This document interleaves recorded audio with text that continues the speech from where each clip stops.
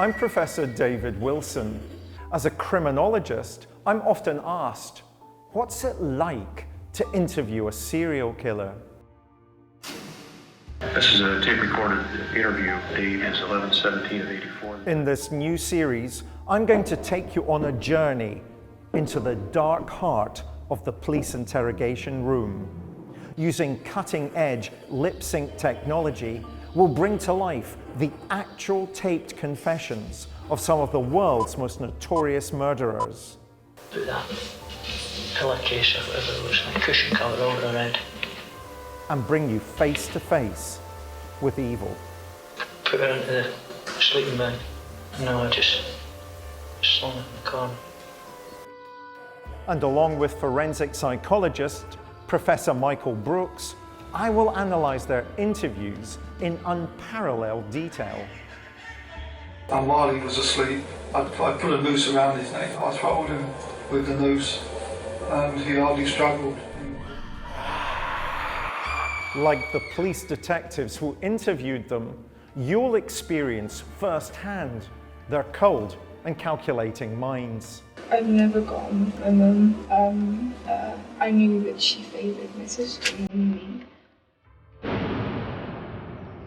Their wicked words, now seen being spoken for the very first time, will never be forgotten. The Hawkins girl's head was severed and taken up the road, 25 to 50 yards.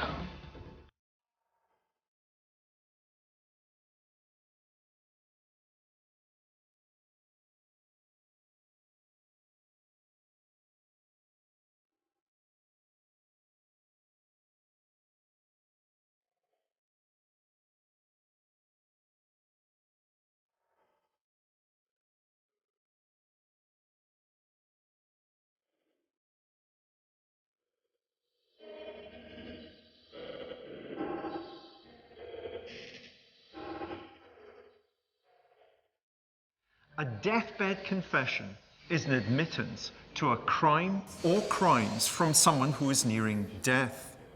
This confession may help alleviate any guilt, regrets, secrets, or sins the person may have had in their life.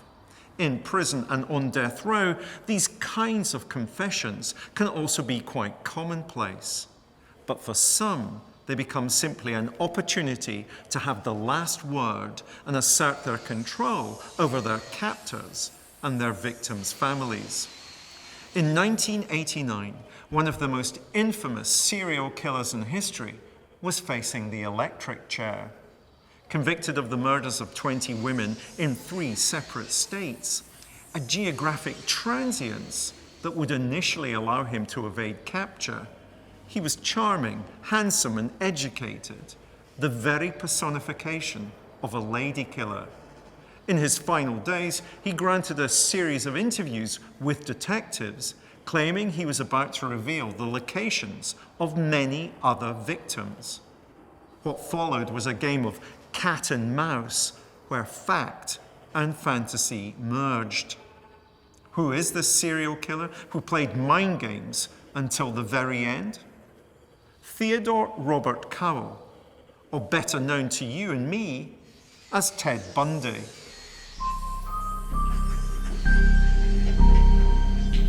In 1978, Ted Bundy was awaiting trial on the suspicion of having murdered over 30 women, all young college girls just starting to make their way in the world. Whilst on death row, he'd eventually confessed to the crimes, but these confessions would all become part of the killer's twisted game plan. He's what you find when you travel out to the edge of human depravity. He's frightening in so many ways because he is out of the mold of so many other inadequate serial killers. He was charming, glib, persuasive, intelligent, articulate, successful. None of those things fit the mold. I can't understand how he came to be so monstrous. The others I can. This one I can't. I don't understand how you can become that detached and cruel and hideously arrogant. Make no bones about it, I am looking for an opportunity to tell the story as best I can in the way that makes sense to me and the way that'll help. He did not look like a serial killer, and he did not speak like a serial killer. He had a very direct but manipulative honesty about the way he spoke to other people that made them believe that what he was saying was in fact the truth. A media frenzy surrounded Bundy on his arrest, and he was determined that media frenzy wouldn't fade once he was incarcerated. While sat in prison, Bundy plotted to become the curator of his own legend, and he was helped by the TV cameras. Bundy's sinister celebrity status was achieved by becoming one of the first murderers to get global airtime when the court trials became televised in the United States. Electing to defend himself, he turned the courtroom into a stage. His quick mind and good looks made him the first superstar serial killer. However, Bundy's court antics failed to win the jury over, and he was sentenced to death by electrocution. In representing himself at his murder trials, Ted Bundy is the star of the show. Center stage. Everybody else is nothing. He's on television. World news are watching him. He is famous. He became very skilled at arguing his case, and he argued in court, and in one case the judge actually commended him on his performance. He actually put up very good arguments, but he wanted to be in control. He enjoyed the whole game, and court is very much theatre, it's very much acting and role-playing and everything else, and he was very good at that because he was a psychopath. Whilst on death row in Florida, Bundy became fixated with keeping his name in the headlines. And he achieved this by granting a series of extraordinary interviews with detectives, claiming to offer them information about the whereabouts of other victims. This is a tape-recorded interview between Bob Keppel, Dave Reichert, and Ted Bundy. The date is 11/17 of 84. The time is... It was Bundy's nemesis, Seattle detective Bob Keppel, the man who had helped to bring the curtain down on his murderous ways, whom the killer was most keen to talk to.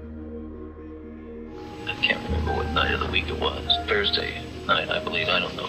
11 to 12, probably closer to 12, on a warm Seattle May night. I mean, I think it was clear. Weather had been fairly good. I was moving up the alley using a briefcase and some crutches, and a young woman walked down. I saw her round the north end of the block into the alley and stop for a moment and then keep on walking down the alley toward me. And about halfway down the block, I encountered her and asked her to help me carry the briefcase, which she did, and we walked back up the alley. He's reveling in it. You can hear it in his voice. You can hear it in everything he says. He's convinced that not only is he back in control, but that he is dictating the course and terms of the dialogue and what will happen to him. He even says, I think at a couple of points, that it's unfortunate, I'm going to need more time. It's in your best interest that you give me more time because I have so many valuable things I can share with you. The arrogance is extraordinary. Basically, when we reached the car, what happened was I knocked her unconscious with a crowbar. Did she see it? No. There were some handcuffs there, along with the crowbar, and they handcuffed her and put her in the passenger side of the car and drove away. Was she alive or dead? Oh, no, she was unconscious, but she was very much alive. The long and short of it was that I again knocked her unconscious and strangled her and drove her about 10 yards charged into the small grove of trees that was there. Okay, Michael. Ted Bundy, one of the most discussed serial killers in the world. Everybody has an opinion about Ted Bundy. Everybody wants to talk about Ted Bundy. And I think what's interesting for me is that he's talking about Ted Bundy in a very particular set of circumstances. He's on death row and he's trying to buy time, to stave off the execution. Did you pick up a number of places where he's trying to provide detail but not really provide detail? But that's a common mechanism for many serial killers, that they'll only disclose information when it's to their advantage or to their benefit. And again, they'll engage in game playing, that they'll offer a little bit, but actually it could be a red herring. So they're wanting to play with the authorities in terms of information that they give. They're wanting to play with the authorities in terms of time. They're wanting to seem to cooperate, but not really. And it's all on their terms. Up until this point, Bundy had been vague about his modus operandi and what he had done with his victims' bodies. All of that was to change. Up to that dirt road, beyond the grassy area. I'll try to trace it here on a piece of paper. How about that? That might help a little. I'm working from some pretty old memories. Well, let's do it this way. Here's the grassy area. Here's the road coming up, trees to the northwest of this grassy area. Before being placed on death row, Bundy had divulged details of his crimes and his thinking, though he spoke mostly in the third person to avoid what he described as the stigma of confession. The details that he recounted to investigator Dennis Couch were amongst the few that would lead to the discovery of possible body parts belonging to his victims. However, when he granted an audience to Seattle investigator Bob Keppel, under the guise of a confession, it would become clear that Bundy had something else on his mind, using the promise of new revelations to buy more time and stave off an execution. What happened was I knocked her unconscious with a crowbar. There were some handcuffs there, along with the crowbar, and I handcuffed her and put her in the passenger side of the car and drove away. Classic signs of psychopathy are a lack of any empathy, a lack of any guilt. He never expressed any guilt for his crime. You find that they role play emotions, they act out emotions, but they don't really feel the emotions. They know how to get other people to respond to them. They're often very socially skilled, often quite bright, so they're intellectually able to argue, they're able to convince people what they want to do, quite simply by not having any involvement in their emotional level. It's purely goal-orientated. I want this, this and this, that's what I'm going to do. Ted Bundy created an image that was the very opposite of what people would imagine a serial killer to be. Stalking college campuses and student hangouts in his Volkswagen Beetle, the handsome, charming Bundy fitted in effortlessly. Every woman loves a bug, a Beetle, especially co-eds. It's an iconic motor car, a bit like the British Mini, and it wouldn't draw attention to anybody. You know, there are hundreds of them all around where he was living in Seattle at the time. And again, it was very convenient for him. It was cheap to run. If it broke down, it was easy to fix. It could go off-road, on-road, everywhere you like. The whole thing about the Beetle is it's innocent. He had a VW Beetle, and it became his most important prop, because not only did that car look modest and laid back, and of course reminded people of the film Herbie, and he used this Beetle to give the impression he was a very laid-back, relaxed sort of character. Students loved it, it was appealing. If he turned up in a Rolls Royce, nobody would have trusted him an inch, but this was a guy turning up in a car like a lot of students drove themselves. Bundy's MO always centered on presenting himself as being wounded and vulnerable. One favoured scenario would see him pose on crutches, arm in a cast, desperate for some help with his broken down beetle. But more important than it just reminding people of the film Herbie, the trunk, the front trunk that you opened up, and if you took the wheel out and you left it like that, you could push a woman into there in one movement. And chillingly, that's exactly what he did.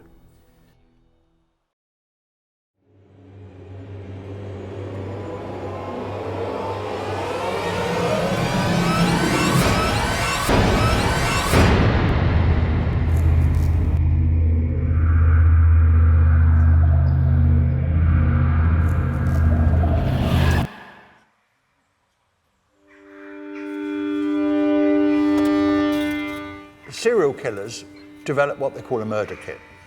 Once they've killed once, they might think, well, next time I might need some more plastic sheeting because it's blood everywhere over my car. I might need another set of handcuffs. I might need rope. The part of the crime that successful serial killers give more thought to is the disposal of their victims' bodies. Bundy dragged his bodies into woodland, near ravines, off the beaten track, in forestry areas, to give him breathing space so he could get away as fast as possible, hoping that the body would be decomposed. Many of Bundy's skeletal remains of his victims had been scattered around by animals feeding off the remains. There would be a leg bone 100 yards away, there'd be a hand somewhere else. The sanctity of the sites was paramount to him and allowed him to continue to exert power and control over his victims long after they had died. It was an attempt on my part, for example, to fill in part of the grave and then layer of heavy rocks over that, and build over that to prevent the kind of animal destruction that can occur to something. Well, you were concerned about animals not getting to it, or? Well, yeah, not getting to it. Well, you could conceivably spread the remains around in such a way that we didn't have opposed to not good. Was she in any way dismembered? Was she buried whole? Or? Yeah. I mean, yes, we should find all of it. Here we've got some really interesting signature behaviors by Ted Bundy. The crutches and the briefcase. He's a very handsome young man.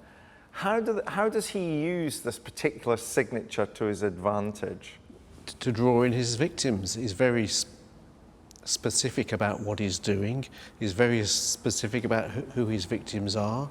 He's very specific about his means of abduction. So this is a very controlled operator who knows exactly what he's doing, who's duping his victims into them thinking they're helping him, when in reality he's just wanting to abduct. And of course, what aids in terms of this particular signature is even the make of vehicle he uses. The VW Beetle has its boot at the front, far easier to push his unsuspecting victim into. So he knows exactly what he's doing, and he's designed the scenario to maximize the chances of him being successful in what he wants to do, which is to abduct young women. Bundy's favored hunting grounds were the vast open college campuses of America. There he would find an endless supply of attractive and intelligent women, exactly the kind of prey he sought out. He would stalk the campuses, posing as an injured freshman. Once he had gained his victim's sympathy, he would strike. There's no greater example of a lady killer in a very literal sense than Ted Bundy. He could sweep women off the streets. He could charm them out of their houses. He had very little difficulty picking up victims as his career progressed. And he was ultimately so horrifically vicious towards females. Ted Bundy's actual entrapment and kill MO was very simple. He'd have his victim brought into his space. She was now in his web. There was no escape. He'd hit her, knock her unconscious, sometimes bind her, put her in the back of a van or in the back of stuff her in his car and drive her away. I mean, he's not going to kill her where there are thousands of people sunbathing. He needs her out of there now. She's totally under his control, and he will take her to a location that he knows is safe, away from prying eyes. She'll come round, or he'll wake her up, and then he will start using her and abusing her and raping her. Possibly telling her at the same time that if she behaves and doesn't kick up a fuss, I'll let you go home, because she's never going to go home.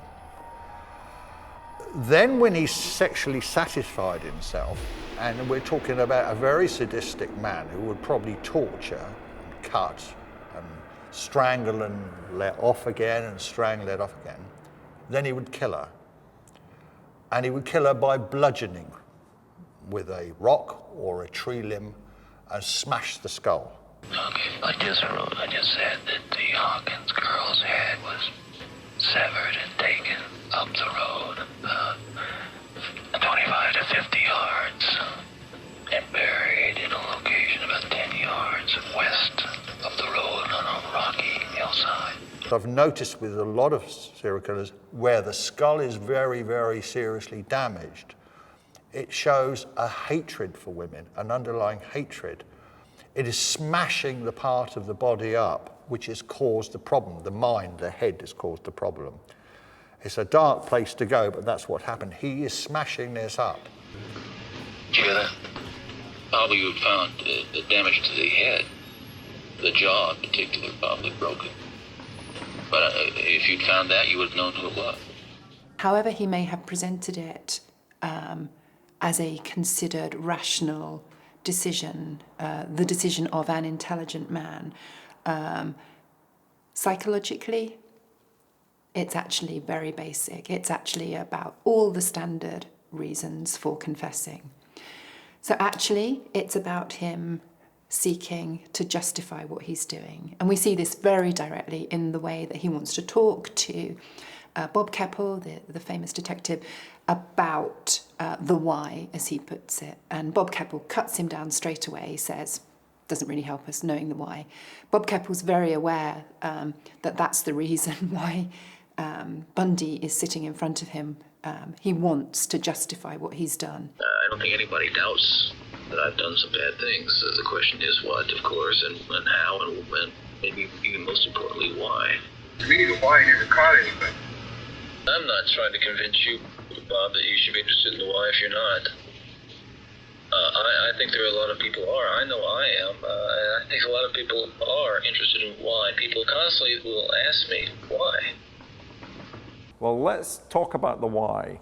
We know that he's abducting young women. He talks quite a lot in these confessions about sex, sexual fantasy. He talks quite a lot about the girly magazines, girls wearing hot pants. This is somebody who's motivated in a classic serial killer way by sexual fantasy.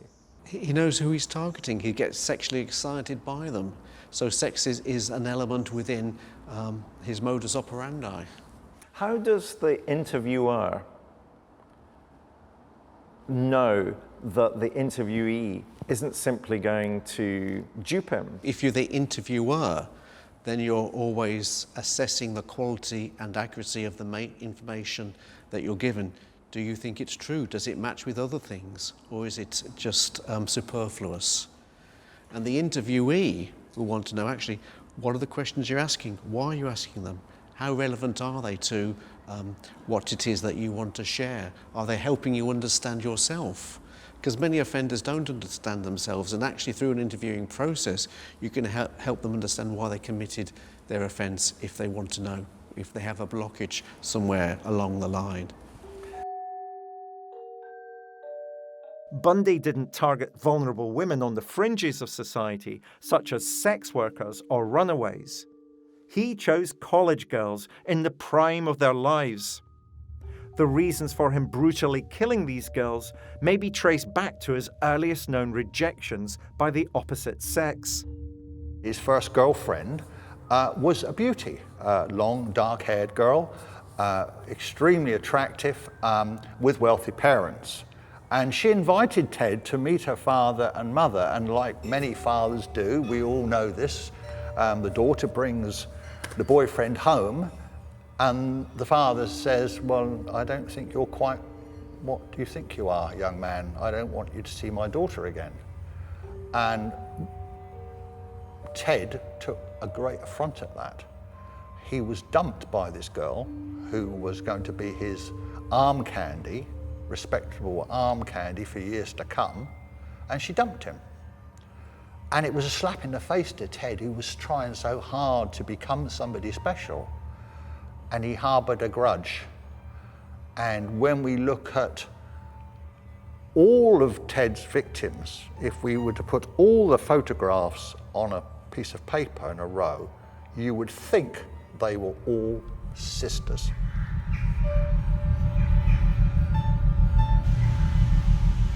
Bundy eluded capture for so long because he was a transitory killer who murdered across the country and disposed of his victims far from the places where he'd abducted them. Ted Bundy's crimes were committed before computers properly existed.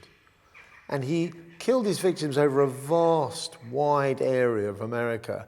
And so it was very difficult for law enforcement to connect the dots, to work out that these killings were connected. And that enabled him to continue killing at random for a lot longer than he certainly would have done today.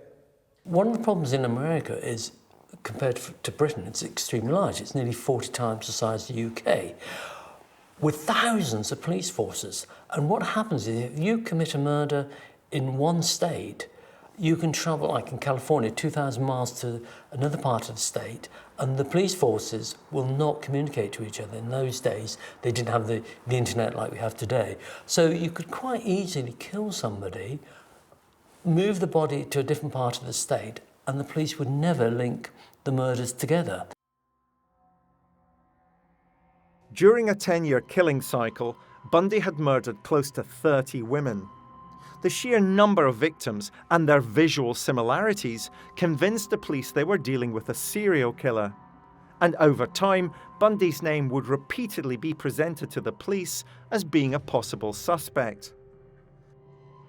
What's interesting is one of his girlfriends, when he was at Washington, she actually reported him to the police as a suspect. Also, his university professor reported him to the police because the police had reports of a man in a beetle, brown beetle, with some form of injury and possibly the name Ted as the killer. So they knew about him in the early 1970s. His girlfriend reported him, the professors reported him, but the police didn't have enough evidence to push the case. Plus, he was one of many other suspects. Bundy was arrested on suspicion of the murder of a sophomore student. Whilst at the police station, he escaped and immediately made his way to the Florida State University campus.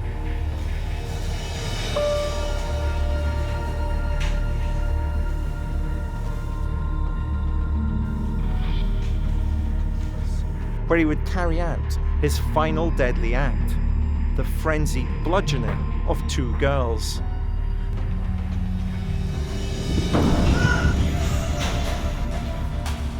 As well as beating the girls to death, he'd bite one of them.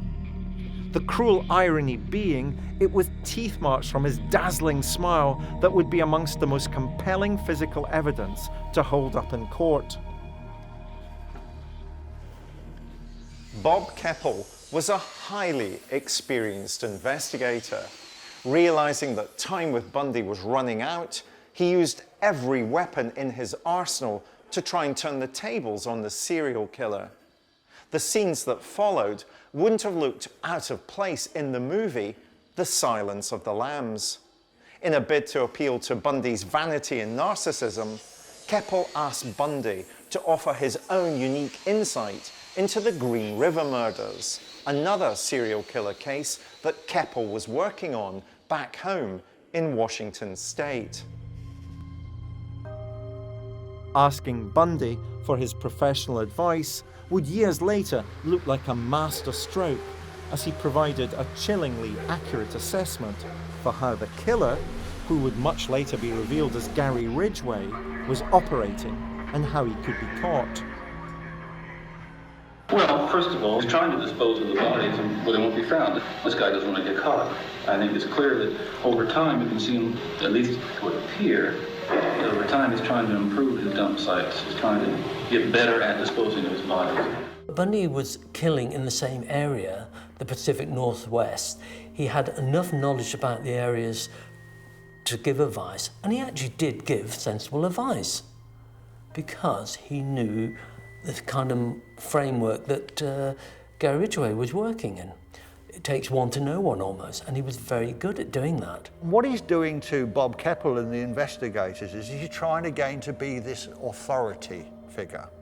Only I know what a man like that could do.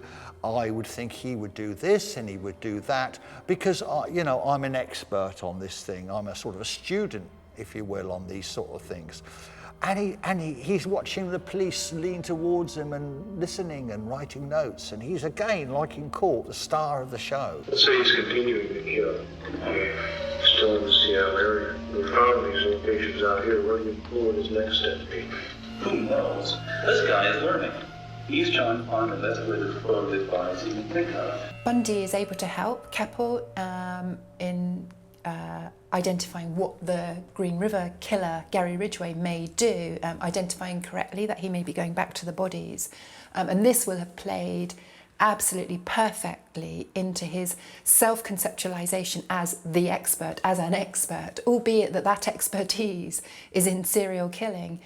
Nonetheless, to Bundy, that's what's significant. That's what matters to him, to his ego, is the fact that he's the professional, he's the expert, so he would have loved being able to help in this way. We've accomplished something here, but I don't feel like we've really joined heads on this thing. I don't know what you want to do. I know you've been on this case, so to speak, the Bundy case, for a long time. This is somebody whose life story, whose behaviour is driven by the desire to remain in control, to remain calm, to be competent, to show their efficiency, their effectiveness, all in a very understated, professional, carrying out a job type of way. And that's how he sees what he's done, and that's how he's trying to present himself very clearly in the confession context. And we see this both presentationally, in the way he speaks, the fluency, the articulate nature of the way he speaks. We see it in the way he tries at times to take charge of the interview situation. He's trying to reconstrue the confession scenario as a kind of business deal situation. We see him saying things like, well, guys, I think we've achieved something here, as if they were working on a professional business project together. I'd like to ask one last question. One last one. When and where was your first murder? One more question. We'll have to do that some other time. There is another time.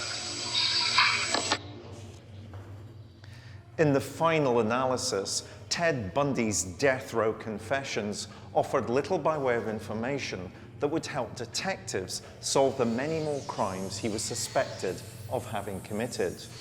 But what they clearly demonstrate is that up until their final breath, psychopathic murderers will do everything they can to create a stage from which they can continue to preach their dark gospel, with no thought whatsoever for the innocent lives they've ended or the grieving families that they leave behind with so many unanswered questions.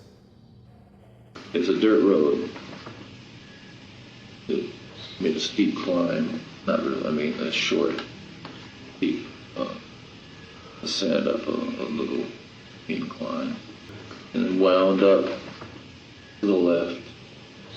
Bundy's offer of information on the whereabouts of victims and identities of victims became more and more vacuous as the police realized that he really couldn't remember.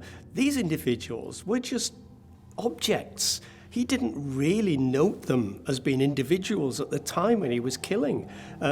He just saw them as something that he could possess, to own forever, to kill, and it would keep their spirit forever. And as the police began to realize this, they began to realize that his time was running out. There was, well, at a certain point, it did pull off the side of this road after, let's say, a mile, roughly.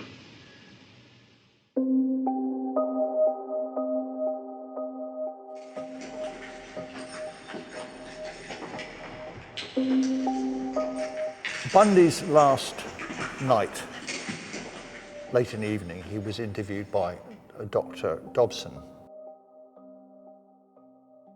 You'll notice that there might be a bang behind the door, and you see him jump.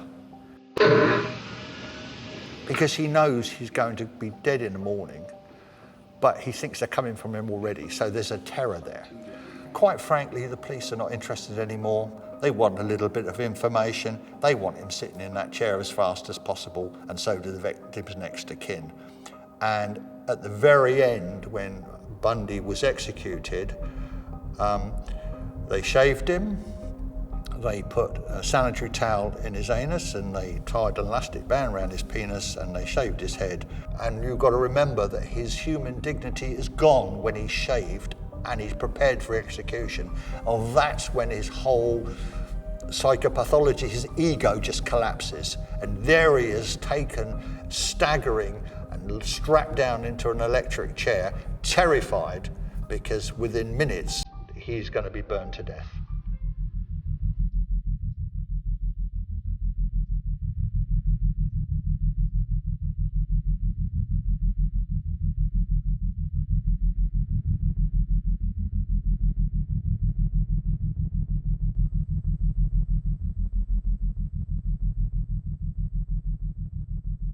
Did you buy this line that he uses to explain the journey that he takes? He says, people find various outlets for their insecurities and hostilities and tend to compensate for them in various ways. Is he compensating for his insecurities and hostilities by killing young women? Well, he's just justifying to himself why it is that he get engaged in that activity. When by that question, he's acknowledging actually there's other routes, there's other paths he could have taken, but he chose not to. I got the impression that Bundy won the interview war, but ultimately lost because he was executed. As he was always going to do. So it was always just delaying the process and actually getting the maximum benefit that he could seek and obtain from being interviewed by the authorities and game playing with them. So in a sense, he extended his life, and in that he had the mental chess with the authorities. But ultimately, he was never going to win because actually the day of execution would come. Well, sure, yeah. I threw away the briefcase and the crutches and all that stuff. Yeah. And the crowbar, everything. Handcuffs, everything. I get mad at myself a few weeks later because I'd have to go out and buy another pair. I mean, it's not comical, but that's what would happen. One of the things that made Bundy so compelling to listen to was the fact that he was a natural-born storyteller. His way with words created a self-perpetuating myth that survives even to this day. It feels with Ted Bundy, when he's talking towards just before his execution, that he's living vicariously through an extraordinary story. A story that he almost feels he's invented. And he's certainly the ultimate creative force in this story. And he drives it forward. And as he talks about what has happened, it's almost like he's making sure all the boxes are ticked, that dramatically he's got the right high points, the right low points. I just said that the Hawkins girl's head was severed and taken up the road, 25 to 50 yards. That quiet voice he uses during a lot of the interviews, that's part of his performance. This is a guy who's found himself at the center of a drama of horrendous proportions, and he's milking every minute of that drama by showing himself to be this almost Oscar-winning actor, because some of his performances during these interviews are like that. They're like he's the actor pretending to be Ted Bundy. He is the poster boy for American psychopathy. A seducer, an arrogant, manipulative seducer. Charming. Even when he's talking about the most dreadful things, he does it in a kind of soothing, detached manner. Frightening. I've got the mileage left in me tonight, and I want to give it a shot. Give it your best. The one that's most likely to produce something for somebody. Bundy's death row confessions totaled some 30 hours. But instead of being the proposed exercise of helping the police to resolve unsolved crimes, they were instead a masterclass in how a serial killer will try to assert power and control over everyone they encounter. It's almost spider-like. One of the things that also most disturbs me is the kind of fan club that he seems to have generated amongst other women who had nothing to do with this case whatsoever. And that the sexual attraction from them is extremely disconcerting. And again, I struggle to understand. In terms of a kind of cultural subgroup, how extensive is it? How many women are there that are attracted to this kind of person? Extraordinary.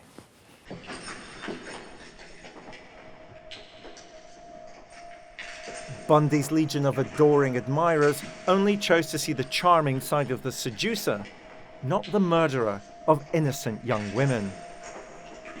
But when the end drew near, his dark facade began to crack.